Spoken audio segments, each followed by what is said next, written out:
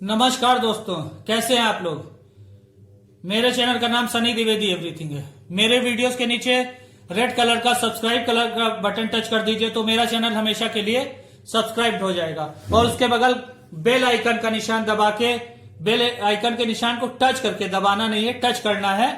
और टच करने के बाद आपका 3 ऑप्शन आएंगे, उसमें आल के ऑप्शन को आपको क्लिक कर देना है तो मेरे वीडियोस के नोटिफिकेशन आपको सबसे पहले मिलेंगे। तो चलिए स्टार्ट करते हैं। छंद के भेद। छंद के अंग हम पढ़ा चुके हैं। छंद के भेद होते हैं वर्णिक, मात्रिक और मुक्तक। 3 भेद होते हैं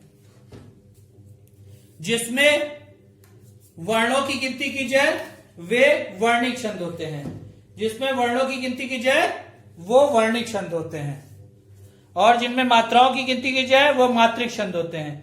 जिसमें वर्ण या मात्रा दोनों की गिनती से मुक्त हो वो मुक्तक छंद होते हैं। मात्रिक छंद सबसे इंपॉर्टेंट छंद है तो उसके बारे में पहले हम लोग पढ़ लेते हैं। सममात्रिक छंद, अर्ध सममात्रिक छंद और विषम मात्रिक छंद, ये 3 पार्ट होते हैं मात्रिक छंद के। तो सममात्रिक छंद में क्या क्या आता है? चौपाई, रोला, गीतिका, हर गीत का, वीर आला। और अर्ध सममात्रिक छंद में आता है दोहा, सोरठा, भरवे, उल्लाला। विषम मात्रिक छंद में आता है कुंडलिया, जिसमें दोहा रोला मिले होते हैं, और छप्पे में रोला और उल्लाला का मिक्सचर होता है। ठीक है, तो चलिए आगे चलते हैं। अब सममात्रिक छंद के बारे में हम जानते हैं। सममात्रिक छंद में 4 चरण होते हैं और चारों चरणों में कितनी मात्राएं होती हैं? 16 मात्राएं होती हैं। कितनी मात्राएं होती हैं? 16 मात्राएं होती हैं। और उसके बाद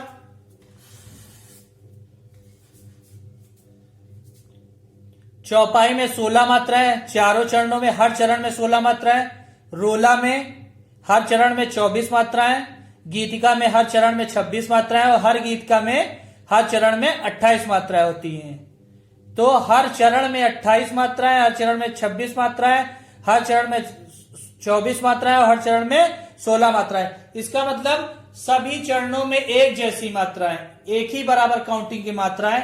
इसका मतलब वो सममात्रिक छंद हो गया। सममात्रिक छंद जैसा कि नाम से ही पता चल रहा है। चौपाई में यत या विराम नहीं होता है। चौपाई में यत या विराम नहीं होता है, रुकावट नहीं होती है, जैसे दोहे आदि में होता है। ठीक है। अर्ध सममात्रिक छंद। अब दूसरा आता है अर्ध सममात्रिक छंद। सम चरण समान मात्रा और विषम चरण समान मात्रा। दूसरे और चौथे चरण में समान मात्राएं होती हैं और विषम चरण में पहले और तीसरे चरण में समान मात्राएं होती है। देखिए जैसे लिखा हुआ है, इसमें लिखा हुआ ये आपको दिखाई पड़ रहा है कि नहीं दिखाई पड़ रहा है? देखिए,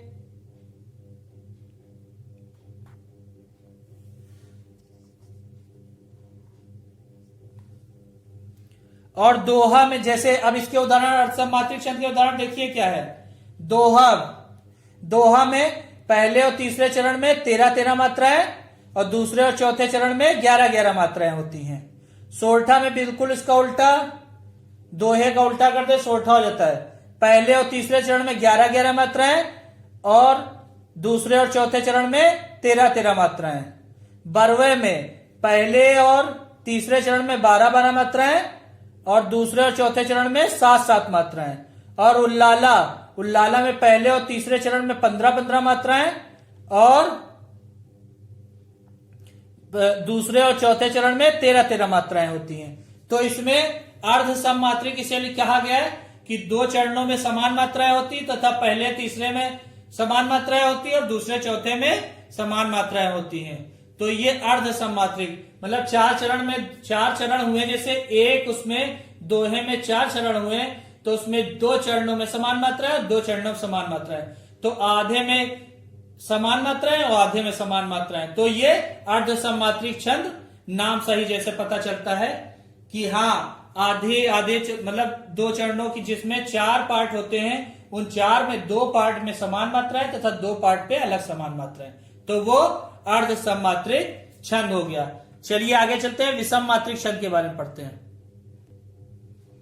विषम मात्रिक छंद क्या होता है? कुंडलिया, कुंडलिया में दोहा और रोला मिक्स होता है। इसमें 6 पंक्तियां और 8 चरण होते हैं। क्या होती? 6 पंक्तियां 8 चरण होते हैं। इसमें 2 चीजें मिली होती है, इसलिए ये बड़ा होता है। ठीक है, 8 चरण होते हैं और 6 किसी किसी पंक्तियों में 2 चरण भी हो जाते हैं। ठीक है, इसीलिए आप कंफ्यूज मत होइएगा कि 6 पंक्ति में 8 चरण कैसे आए। छप्पे में रोला और उल्लाला ये दोनों का मिक्सचर होता है। इसमें भी 6 पंक्ति 8 चरण होते हैं। किसी भी चरण में समान मात्रा नहीं होती, विषम मात्रिक छंद। जैसा कि नाम से पता चल रहा है, विषम मात्रिक मतलब अलग अलग, मतलब एक चरण में अलग मात्रा है, एक चरण में अलग मात्रा है। तो ऐसे चरणों को क्या कहते हैं? ऐसे छंदों को क्या कहते हैं? विषम मात्रिक छंद। ठीक है, अब आप लोगों को सम मात्रिक छंद, अर्ध सम मात्रिक छंद और विषम मात्रिक छंद के बारे में आज आप लोगों ने पढ़ा। तो आशा करता हूं ये वीडियो आपको अच्छा लगा होगा, समझ में आया होगा।